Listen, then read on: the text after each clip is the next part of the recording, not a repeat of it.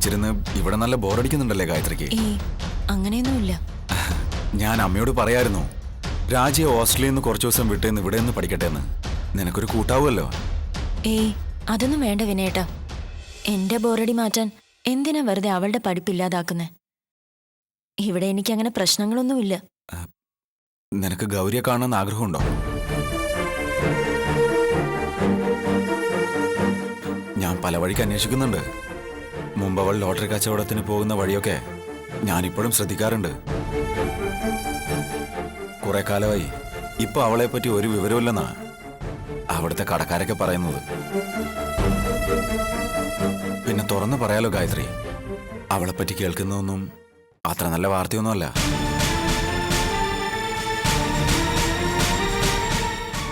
ഞാൻ തന്നെ വിഷമിപ്പിക്കണ്ടല്ലോ എന്ന് കരുതി പറഞ്ഞതാ. ഏതോ ഒരു കാശിലെ വീട്ടിലെ പയ്യനുമായിട്ട് എന്തോ ചുറ്റിക്കളിയുണ്ടെന്നൊക്കെയാ ആ ഏരിയയിലെ സംസാരം. നാട്ടുകാർ വെറുതെ പറയുന്നതാണെന്ന് പറഞ്ഞ് അത് തള്ളിക്കളയാനും പറ്റില്ല. ഒരിക്കൽ ഞാനും അത് കണ്ടിട്ടുണ്ട്. അന്നത് ആരാണെന്ന് ഞാൻ ചോദിച്ചപ്പോ എന്തൊക്കെയോ കള്ളം പറഞ്ഞ് അവളൊന്ന് ഒഴിഞ്ഞു മാറി. അന്നും അവളെയും നിന്നെയും ഇവിടേക്ക് മടക്കി കൊണ്ടുവരാൻ ആവതും ശ്രമിച്ചു. പക്ഷെ അവൾ കേൾക്കണ്ടേ? എവിടെയാ താമസിക്കുന്നതെന്ന് ചോദിച്ചിട്ട് കൂടി അതൊന്ന് പറയാൻ കൂട്ടാക്കണമല്ലോ. അവൾ എങ്ങനെ ഇത്രയ്ക്ക് അങ്ങോട്ട് മാറിയെന്ന് എനിക്കിപ്പോഴും പിടികിട്ടുന്നില്ല. ഞങ്ങൾ അവിടെ വരുമ്പോ നാണം കുടുങ്ങി നിന്ന പെണ്ണാണെന്ന് വിശ്വസിക്കാനാ ഇപ്പൊ പ്രയാസം. അവളുടെ വിഷയം വിട്ടേക്ക് വിനേട്ടാ, എനിക്കതൊന്ന് കേൾക്കണ്ട. അത് ശരിയാ. നമ്മൾ എന്തിനാ വെറുതെ ആവശ്യമില്ലാത്ത ടോപ്പിക് എടുത്ത് നമ്മുടെ മൂട് കൂടി കളയുന്നേ? അവളുടെ ഇഷ്ടം പോലെയൊക്കെ ചെയ്യട്ടെ. ഏതായാലും നിന്നെ ഞങ്ങൾക്ക് സേഫായിട്ട് കിട്ടിയല്ലോ, അത് മതി.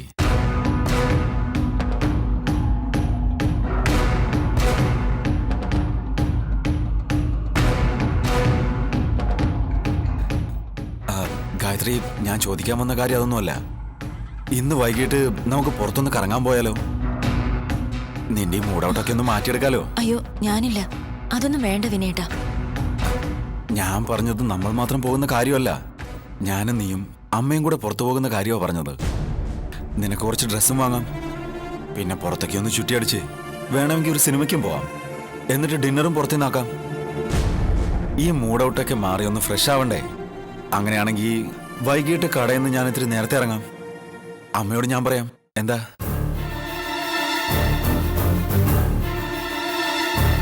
സത്യം പറഞ്ഞ നീ ആ പൂക്കാടന്റെ മോനെ കല്യാണം കഴിച്ചു എന്നറിഞ്ഞപ്പോ ഞാൻ ആകെ അങ്ങ് എന്താ പറയാ, വല്ലാത്തൊരു സങ്കടമോ നിരാശയോ ഒക്കെ ആയിരുന്നു. പിന്നെ അമ്മ പറഞ്ഞപ്പോഴാ കാര്യങ്ങളൊക്കെ അറിയുന്നത്. അങ്ങനെ ഒരു കള്ളം പറഞ്ഞ് അയാളുടെ വീട്ടിൽ പോയി താമസിക്കേണ്ട ആവശ്യം എന്തായിരുന്നു നിനക്ക്? അതും നിന്നെ ചതിച്ചൊരുത്തിനുള്ള വീട്ടിൽ. തങ്ങാൻ വേറെ ഇടവില്ലാഞ്ഞിട്ടായിരുന്നെങ്കിൽ നിനക്ക് നേരെ ഇങ്ങോട്ട് പോരായിരുന്നില്ലേ ഗായത്രി? ഇത് വേറൊരുത്തന്റെ ഭാര്യയാണെന്നൊക്കെ കള്ളം പറഞ്ഞ് ആവശ്യമില്ലാത്ത പരിപാടിയായിപ്പോയി. വിനേട്ട പ്ലീസ്, നമുക്ക് ആ വിഷയം വിടാന്ന് പറഞ്ഞില്ലേ? ഞാൻ എന്തിനു സണ്ണിയേട്ടനോടൊപ്പം ആ വീട്ടിൽ പോയിന്നൊന്നും വിനേട്ടനോ ആന്റിക്കോ മനസ്സിലാവില്ല. സ്വന്തം സഹോദരിയെ പോലെ സ്നേഹിക്കുന്ന ഒരാൾ പറഞ്ഞപ്പോ എനിക്ക് അനുസരിക്കേണ്ടി വന്നു. അതിപ്പോഴും ഒരു തെറ്റായി പോയെന്നൊന്നും എനിക്ക് തോന്നുന്നില്ല. ഒരു പക്ഷേ പിടിക്കപ്പെട്ടില്ലായിരുന്നെങ്കിൽ മനസ്സിലുദ്ദേശിച്ച പല കാര്യങ്ങളും ഞങ്ങൾ നേടിയെടുക്കുകയും ചെയ്തേനെ. അല്ല, അയാള് മോശക്കാരനായിരുന്നു എന്നല്ല ഞാൻ പറഞ്ഞത്. ചുറ്റിനും ശത്രുക്കളുള്ള വീട്ടിൽ കള്ളം പറഞ്ഞു കഴിയേണ്ടി വന്നതിന്റെ അപകടം ഓർത്ത് പറഞ്ഞു പോയതാ. എല്ലാം അറിഞ്ഞിട്ടും ആ പൂക്കാടൻ പൗലോസ് നിന്നെ ജീവനോടെ വിട്ടത് ഞങ്ങളുടെയൊക്കെ പ്രാർത്ഥന കൊണ്ടാണെന്ന് ഞാൻ പറയൂ. എന്നാ പിന്നെ ഞാൻ ഇറങ്ങട്ടെ ഗായത്രി. പിന്നെ വൈകിട്ടത്തെ ഔട്ടിങ് മറക്കണ്ട. നേരത്തെ റെഡിയായി നിന്നോണം. വിനേട്ടാ,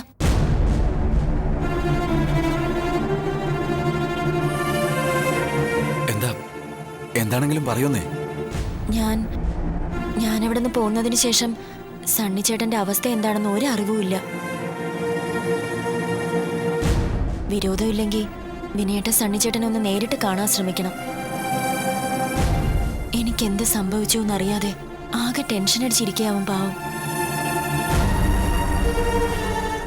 വിനേട്ടൻ സണ്ണിച്ചേട്ടനോട് ഞാൻ ഇവിടെയാണെന്നൊന്ന് അറിയിച്ചിരുന്നെങ്കിൽ. ഓ, ഇതാണോ ഇത്ര വലിയ കാര്യം? നോക്കട്ടെ, പറ്റിയാൽ ഇന്ന് തന്നെ ആളെ നേരിൽ തപ്പിയെടുത്ത് കാര്യം പറയാം. പോരെ?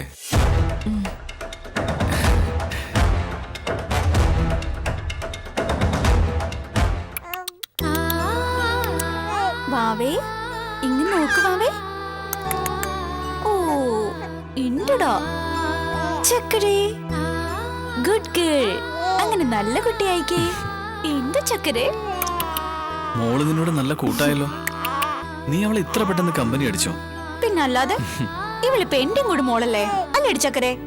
മോളൂ, നീ ഇപ്പൊ എന്തിനാ ഇങ്ങോട്ട് വന്നതെന്ന് എനിക്ക് മനസ്സിലായി. ഇവളെ എന്റെ കയ്യിൽ നിന്ന് തട്ടിയെടുക്കാനല്ലേ? ആ മോഹം കയ്യിലിരിക്കട്ടെ. ഇന്ന് ഇതുവരെ ഇവള് നിന്റെ കയ്യിലല്ലായിരുന്നോ? ഇനിയിപ്പോ എന്റെ മോൻ കുറച്ചു നേരത്തേക്ക് ഇവളെ അങ്ങ് മറന്നേക്ക്. ഞങ്ങൾ ഇങ്കൊക്കെ കുടിച്ച് കുറച്ചു നേരം കുഞ്ഞെ കണ്ണടച്ച് കിടന്ന് ഉറങ്ങിയിട്ടൊക്കെ ഇനി പപ്പയുടെ കയ്യിലേക്കുള്ളൂ. അല്ലട പൊന്നു. എന്തിടാ? അപ്പോ എനിക്കെന്റെ മോളെ തരില്ലാന്നർത്ഥം. നീ ആള് കൊള്ളാലോ. അല്ല, ശരിക്കും നീ പ്രാഞ്ചേച്ചന്റെ മണിയടിച്ച് ഇവളെ ഇങ്ങോട്ട് കൊണ്ടുപോകുന്നതേ എനിക്ക് വേണ്ടിയാണോ അതോ സ്വന്തം കാര്യത്തിന് വേണ്ടിയോ? ഇന്നലെ ഒരു തമാശ ഉണ്ടായാലേ. നമ്മൾ ഇന്നലെ മോളെ കളിപ്പിച്ചോണ്ട് ഗാർഡനിൽ നിന്നില്ലേ? അന്നേരം നമ്മൾ അറിയാതെ റീത്ത ആന്റി മൊബൈലിൽ കുറെ ഫോട്ടോസ് എടുത്തു. എന്നിട്ട് മമ്മിക്കും പപ്പയ്ക്കും വാട്സാപ്പ് വഴി ഫോർവേഡ് ചെയ്തു. പുലർച്ചെ എപ്പോഴോ പപ്പയുടെ മെസ്സേജ് വന്നിരുന്നു. എന്ത് മെസ്സേജ്? ആന്റി അയച്ചു കൊടുത്തൊരു ഫോട്ടോയ്ക്ക് താഴെ പപ്പയുടെ കമന്റ്, ആൻ എക്സലന്റ് ഫാമിലി ഫോട്ടോന്ന്. അവിടെ പപ്പയും മമ്മിയും പറഞ്ഞ അതേ പല്ലവി തന്നെയാ ഇവിടെ റീത്ത ആന്റിയും പറയുന്നത്. നമ്മൾ രണ്ടു കൂട്ടർക്കും പരസ്പരം അറിയാവുന്നത് കൊണ്ട് എന്തുകൊണ്ട് ഒരു ലൈഫിനെ കുറിച്ച് ഒരുമിച്ച് ചിന്തിച്ചുകൂടാന്ന്.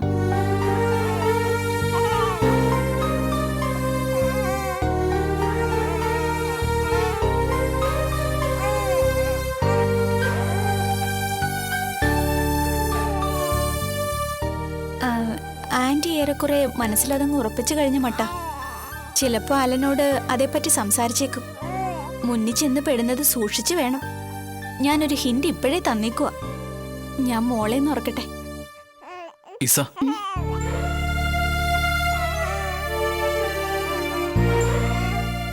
ആന്റിയുടെയും നിന്റെ പപ്പയുടെയും മമ്മയുടെയും ആഗ്രഹം നീ പറഞ്ഞു കഴിഞ്ഞു. അവരുടെ മനസ്സിൽ അങ്ങനെ ഒരു ആഗ്രഹം തോന്നിയത് എനിക്ക് മനസ്സിലാവും.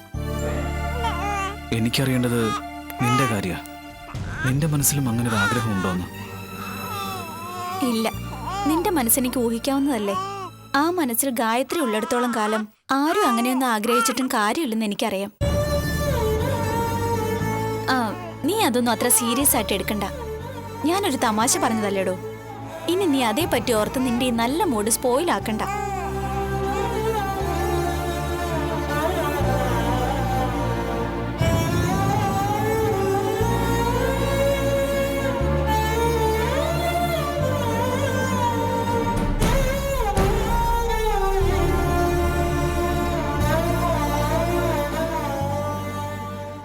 ഞാൻ പറഞ്ഞല്ലോ, ഒരു റിവ്യൂ പെറ്റീഷൻ കൊടുക്കാനുള്ള ചാൻസ് എതിർകക്ഷിയുടെ ഭാഗത്ത് നിന്ന് വളരെ റെയറാണ്.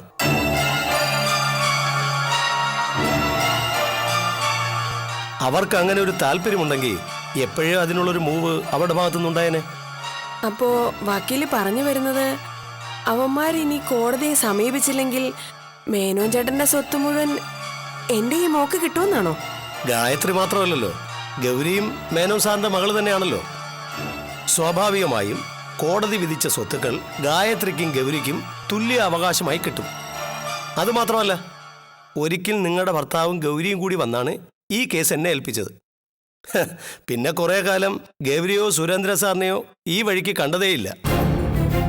പലതവണ മാറ്റിവെച്ചിട്ടും ഇരു കക്ഷികളുടെ റെസ്പോൺസ് ഇല്ലാതെ വന്നപ്പോൾ കോടതി ഈ കേസ് റിജക്റ്റ് ചെയ്യാൻ തീർപ്പായതാ. ആ സമയത്താ ഗൗരി ഒരു ഫ്രണ്ടിനെയും കൂട്ടി ഇവിടെ വന്നതും കേസ് വീണ്ടും സജീവമാകുന്നതും.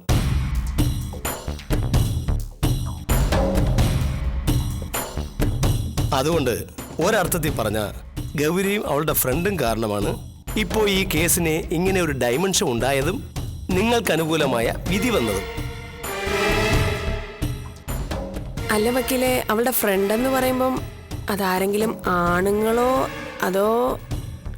ഓഫ് കോഴ്സ്, അയാളുടെ പേര് ശങ്കർ എന്നാണ്. വളരെ ജെന്റിൽ പേഴ്സണാലിറ്റിയാണ്. ശരിക്കും ഗൗരിക്ക് വേണ്ടി എല്ലാ സഹായങ്ങളും ചെയ്തു കൊടുക്കുന്നത് ആ ചെറുപ്പക്കാരനാണ്.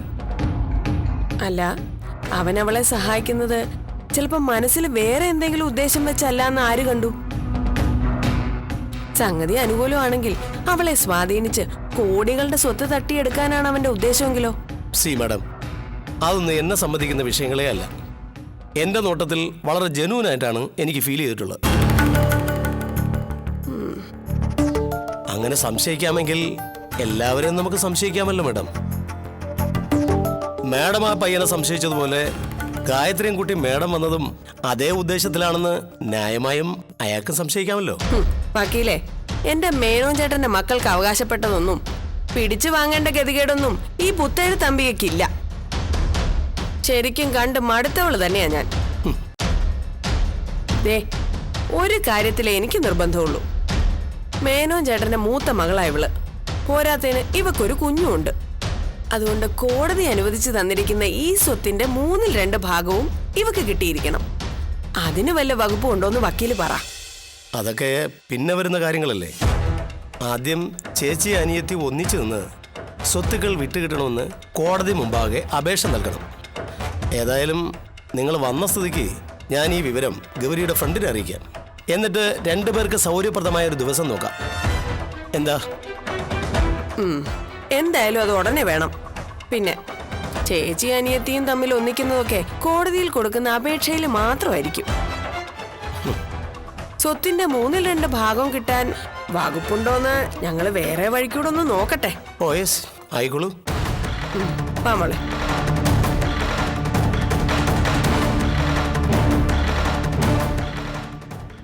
ഞാനായിട്ട് നിന്റെ അനിയത്തിയെ കുറ്റം പറയുന്നത് വിഷമാകുമെന്ന് കരുതിയിട്ടാ വന്നിട്ട് ഇത്രയും ദിവസമായിട്ടും ഞാനും അമ്മയും നിന്നോട് ഇതിനെപ്പറ്റി ഒരു അക്ഷരം പറയാതിരുന്നത്. നേരാ മോളെ, ഇന്ന് ആ വക്കീല് പറഞ്ഞത് നീയും കേട്ടതല്ലേ.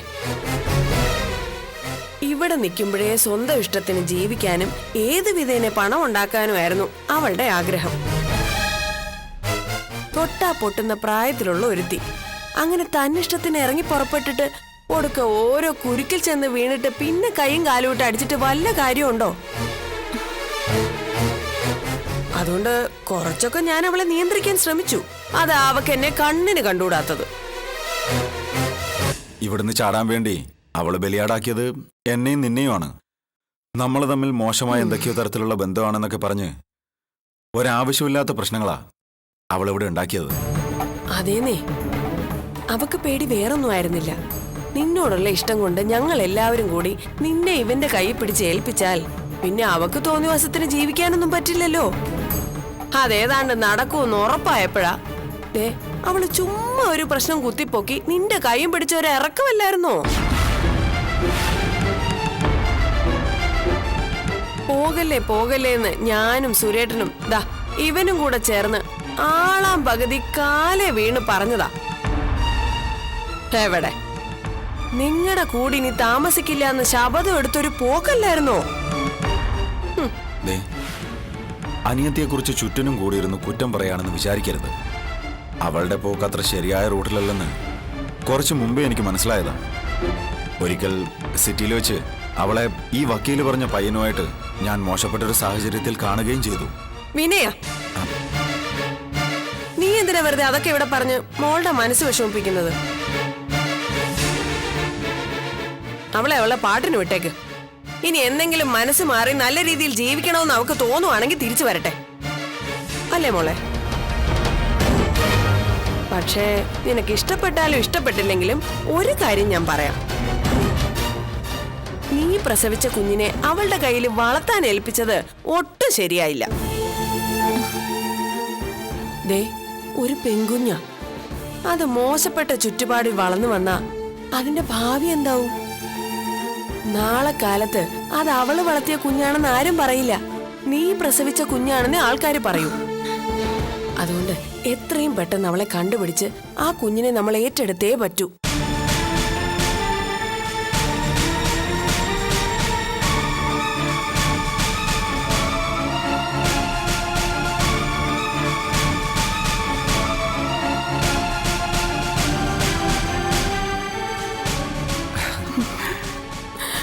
നമ്മൾ പറഞ്ഞതൊക്കെ അവക്ക് ശരിക്കും ഏറ്റമട്ടാണെന്നാ തോന്നുന്നത്, അല്ലേ അമ്മേ? അത് പിന്നെ ചോദിക്കാനുണ്ടോടാ? അവസരം നോക്കി മർമ്മത്തിലല്ലേ നമ്മൾ കുത്തിയേക്കുന്നത്. നീ കണ്ടോ, ഏറിയ 2 ദിവസം മെരിങ്ങാതെ അവൾ എവിടെ പോവാനാ? നമ്മൾ വരച്ച വരയിൽ അവള് കേറി തുള്ളുവടാ. അങ്ങനെ ഒന്നും കാണാതെ അംബിക ഇറങ്ങി പുറപ്പെടില്ലാന്ന് നിനക്കറിയാലോ.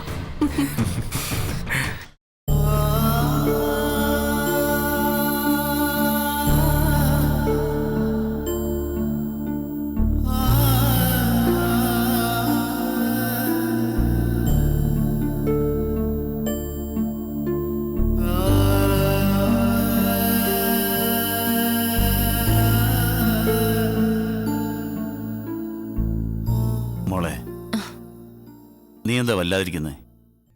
ഒന്നുമില്ല. ഒന്നുമില്ല എന്ന് പറഞ്ഞ് ഒഴിഞ്ഞു മാറണ്ട.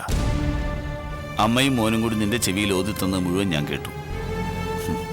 സ്വന്തം അനിയത്തെക്കുറിച്ചാണോ അവരിങ്ങനെയൊക്കെ പറയുന്നതെന്ന് നിനക്കിപ്പോൾ തോന്നുന്നുണ്ടാവും അല്ലേ? എന്നാ നീ ഇപ്പൊ കേട്ടതൊന്നുമല്ല സത്യം. കാര്യം അവരെന്റെ ഭാര്യയും മോനൊക്കെ തന്നെയാ. എന്നാലും നട്ടാൽ കുറുക്കാത്ത നുണ പറഞ്ഞ് ഫലിപ്പിക്കാൻ രണ്ടുപേരിൽ ആരാണ് കേമനെന്ന് പറയണമെങ്കിൽ മത്സരം തന്നെ വെക്കേണ്ടി വരും. നിനക്കിപ്പോൾ അതൊക്കെ ഓർമ്മ കാണുമെന്ന് എനിക്കറിയില്ല. മേനോൻ ചേട്ടൻ്റെയും പ്രഭയുടെയും മരണശേഷം ഒരു 3-4 മാസം നിങ്ങൾ ഇവിടെയായിരുന്നു.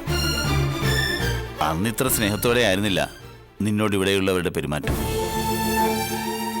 മനസ്സ് കൈവിട്ടു പോയി നിന്നെയും കൊണ്ട് നിന്റെ പാവം അനിയത്തി കുറേ കഷ്ടപ്പെട്ടതാ. അതൊക്കെ ഇതുപോലെ അടുത്തു നിന്ന് കണ്ടറിഞ്ഞവനാ ഞാൻ. ഇവിടെയുള്ളവരുടെ കുറ്റപ്പെടുത്തലും കുത്തുവാക്കുകളും ഒക്കെ സഹിച്ച് ഒരടുക്കളക്കാരിയെ പോലെ പകലന്തിയോളം അവൾ ആ കഷ്ടപ്പാടുകളൊക്കെ സഹിച്ചത് നിനക്ക് വേണ്ടിയായിരുന്നു.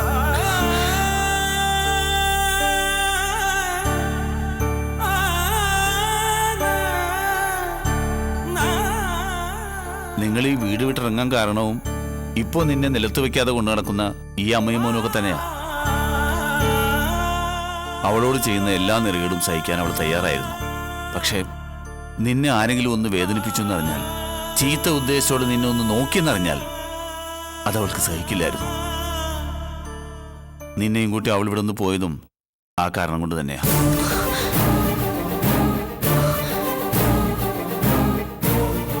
സ്വന്തം ഭാര്യയും മകനെയും കുറിച്ച് ഇങ്ങനെ തരം താഴ്ത്തി സംസാരിക്കേണ്ടി വരുന്നത് മോശമാണെന്നൊക്കെ അറിയാം. പക്ഷേ ഞാനത് പറയാതിരുന്നാൽ സത്യം സത്യമല്ലാതാവില്ലല്ലോ. നിന്നെ ഇവര് എന്തിന് എങ്ങനെ തേടിപ്പിടിച്ച് കൊണ്ടുവന്നു എന്നൊക്കെ വഴിയെ നിനക്ക് മനസ്സിലായിക്കൊള്ളൂ. ആ കെണിയിലൊന്നും നീ വീഴരുതെന്നേ അങ്കിളിന് പറയാനുള്ളൂ. അങ്കിളി പറയുന്നൊന്നും എനിക്ക് മനസ്സിലാവുന്നില്ല. അതുപോലെ ഞാൻ പൂക്കാടൻ വീട്ടിലുണ്ടെന്ന് ആന്റി എങ്ങനെ അറിഞ്ഞു? അതിനൊക്കെ ഉത്തരം പറയേണ്ടത് അംബികയും വിനയനുമാ. എനിക്കിതിലൊന്നും പങ്കില്ല മോളെ. ആരുടെ ഒരു കാര്യത്തിലും ഞാനിപ്പോൾ ഇടപെടാറുമില്ല. ഒരു കാര്യം ഞാൻ ഉറപ്പിച്ച് പറയാം, തനിക്ക് പ്രയോജനമില്ലാത്ത ഒരു പരോപകാരവും അംബികയുടെ ഭാഗത്തുനിന്നുണ്ടാവില്ല. വിനയനും അങ്ങനെ തന്നെയാ. നിന്നെ ഇപ്പൊ ഇങ്ങോട്ട് കൊണ്ടുവന്നതിന്റെ പിന്നിൽ മേനോൻ ചേട്ടന്റെ സ്വത്തിന്റെ കേസിൽ വന്ന കോടതി വിധിയാ. എല്ലാ കഷ്ടപ്പാടുകൾക്കിടയിലും ഓടി നടന്ന് കേസ് നടത്താൻ സമയം കണ്ടെത്തിയത് അവളാ, ഗൗരി. മോളെ, അവളെപ്പോലെ ഒരു അനിയത്തിയാ ഈ ജന്മത്തിൽ ഈശ്വരൻ നിനക്ക് നൽകിയ ഏറ്റവും വലിയ പുണ്യം. അവളെ ഒരിക്കലും നീ നഷ്ടപ്പെടുത്തരുത്. നിങ്ങൾ തമ്മിൽ എന്ത് കാര്യം പറഞ്ഞാൽ പിണങ്ങിയെന്ന് അങ്കിളിനറിയില്ല. എന്നാലും അവളെപ്പോലൊരു കൂടപ്പിറപ്പിനെ എന്ത് കാരണത്തിൻ്റെ പേരിലായാലും നഷ്ടപ്പെടുത്താതിരിക്കുന്നത് തന്നെയാണ് നല്ലത്. അങ്കിൾ, എന്താ മോളെ? എനിക്ക് അവളെ ഒന്ന് കാണണം, ഗൗരിയെ. അതിപ്പോ അവളെവിടെയാണെന്ന് ഒരുപക്ഷെ നമ്മുടെ വക്കീലിന് അറിയാൻ പറ്റുമായിരിക്കും. അയാളുടെ കയ്യിൽ അവളുടെ കോണ്ടാക്ട് നമ്പർ ഉണ്ടെന്നാണ് ഞാൻ അറിഞ്ഞത്. സാരമില്ല, ഞാൻ ശ്രമിച്ചു നോക്കാം. അല്ല, നിങ്ങൾ തമ്മിൽ 2-3 തവണ കണ്ടു എന്നല്ലേ നീ പറഞ്ഞത്? അപ്പോൾ അവൾ എവിടെയാണുള്ളതെന്ന് നിന്നോട് പറഞ്ഞില്ലേ? ഞാൻ ചോദിച്ചില്ല. മേനോൻ ചേട്ടൻ്റെ മക്കള് മരണത്തിൽ പോലും പിരിയില്ലെന്ന് കരുതിയിരുന്നവരാ. പരസ്പരം കാണാൻ പോലും ആഗ്രഹിക്കാത്ത രീതിയിൽ ഇങ്ങനെ പിണങ്ങി പിരിയുന്ന ആര് കണ്ടു? ഒക്കെ ദൈവം തീരുമാനിക്കും പോലെയല്ലേ നടക്കൂ.